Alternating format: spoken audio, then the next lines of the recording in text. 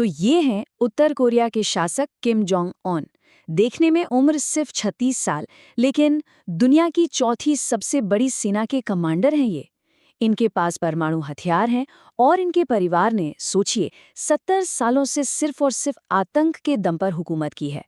और अब अपने शासन के 10वें साल में किम एक बहुत ही अहम मोड़ पर खड़े हैं। एक ऐसी दुविधा उनके सामने है जिसका असर सिर्फ उत्तर कोरिया पर नहीं, बल्कि हम सब पर, पूरी दुनिया पर पड़ सकता है। अब इस पूरी सिचुएशन को समझने के लिए ना एक एक्सपर्ट ने इसकी तुलना एक बहुत ही मशहूर फिल्म से की है, गॉडफादर 3। बिल्कुल बिल्कुल वैसे ही जैसे फिल्म में माइकल कोरलियोन एक लेजिटिमेट बिजनेसमैन बनना चाहता था, है ना? लेकिन अपने परिवार के उस क्रिमिनल एम्पायर की जंजीरों से वो खुद को आज़ाद ही नहीं कर पा रहा था। कुछ वैसे ही कश्मकश में किम भी फंसे हुए हैं। तो आज हम लोग इसी सवाल की तह तक जाएंगे कि आखिर किम जोंग उन बनना क्या चाहते हैं।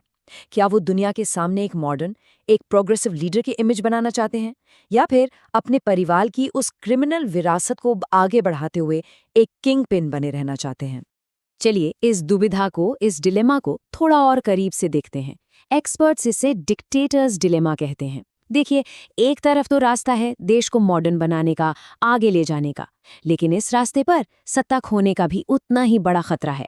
और दूसरी तरफ आतंक और कंट्रोल की वो 70 साल पुरानी पारिवारिक विरासत है, जिसे बनाए रखने का एक जबरदस्त दबाव है। अच्छा, इस डिलेमा को ठीक से समझने के लिए ना सबसे पहले उनके फैमिली बिजनेस को समझना पड़ेगा। असल में उत्तर कोरिया का जो पूरा शासन है वो एक बहुत बड़े स्टेट रन क्रिमिनल कार्टेल की तरह काम करता है। सोचिए, दुनिया भर के इतने कड़े इंटरनेशनल सैंक्शंस लगे हैं, उनसे बचने के लिए ये हुकूमत हर तरह के अवैध व्यापार में शामिल है। हथियार, ड्रग्स, नकली करेंसी और तो और बड़े पैमाने पर साइबर क्राइम भी। और इस अवैध धंधे से होने वाली कमाई कोई छोटी मोटी रकम नहीं है। अंदाजा है कि इससे सालाना करीब 2 अरब डॉलर की आमदनी होती है।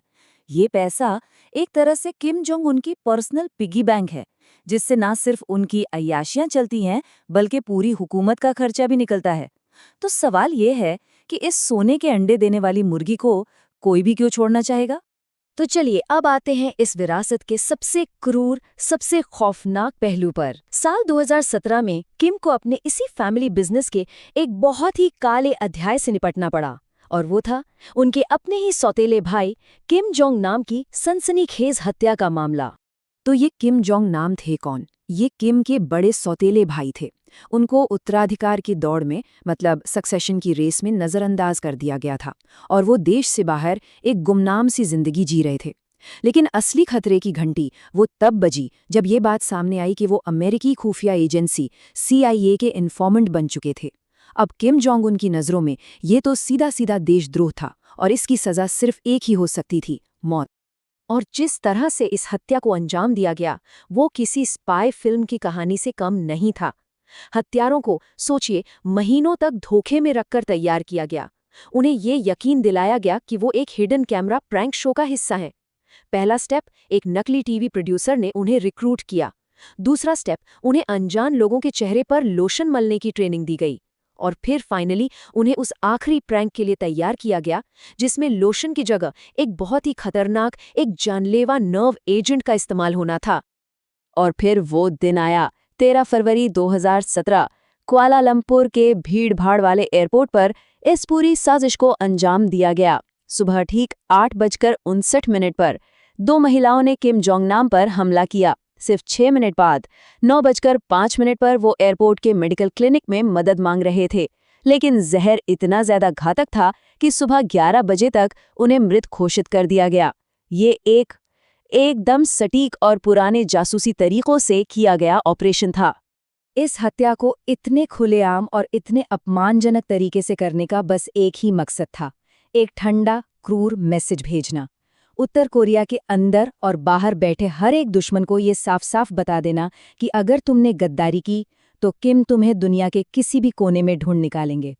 लेकिन रुकिए, ये कहानी का सिर्फ एक पहलू है।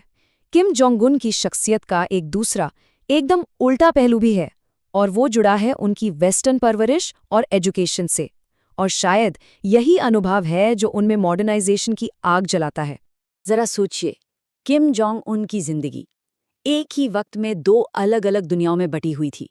एक तरफ उत्तर कोरिया में वो थे लिटिल जनरल, जो सीक्रेट अंडरग्राउंड टनल्स में रहते थे और 40-40 साल के बॉडीगार्ड से घिरे रहते थे।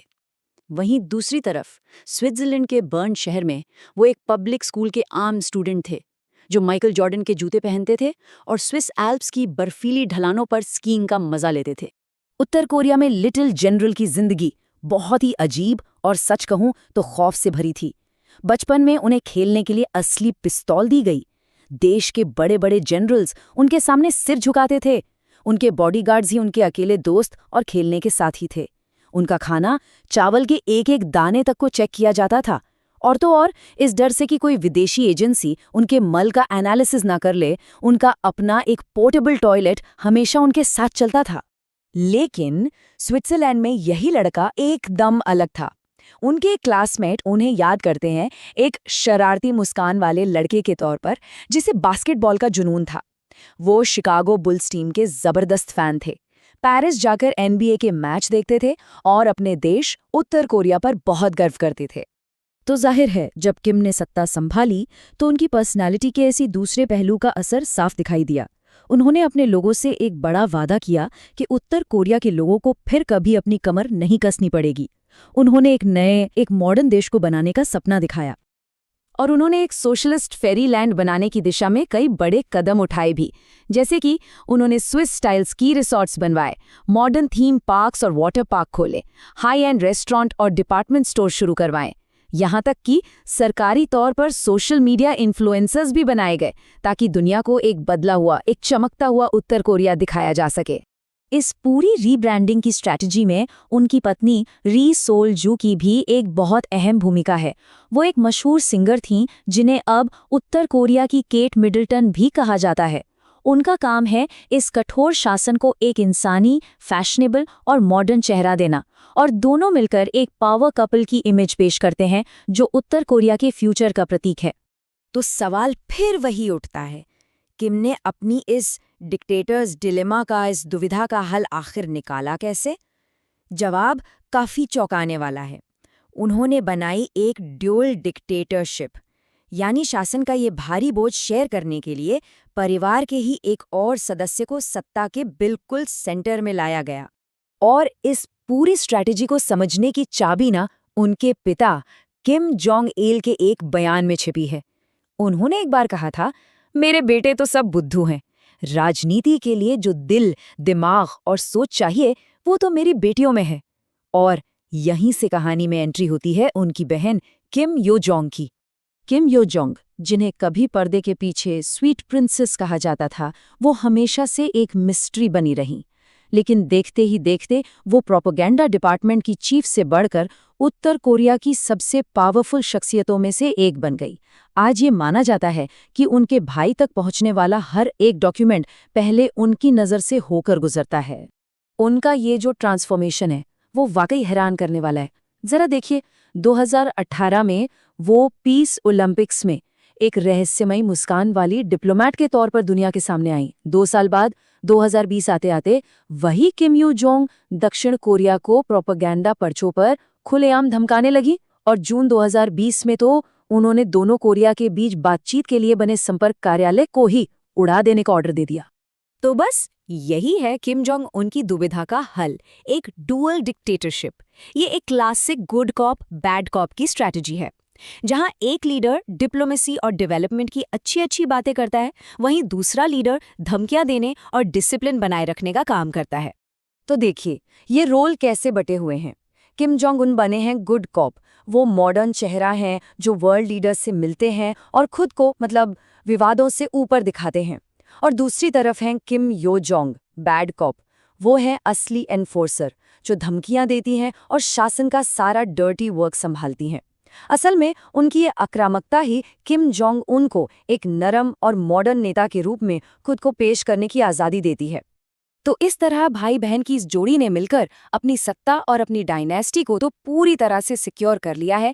लेकिन सबसे बड़ा सवाल वो अब भी वही है, क्या ये डुअल डिक्टेटरशिप, ये गुड कॉप बैड कॉप का खेल वाकई उत्तर कोरिया को 7 दशकों के गहरे आइसोलेशन से बाहर निकाल पाएगा? इसका जवाब तो खैर भविष्य ही देगा।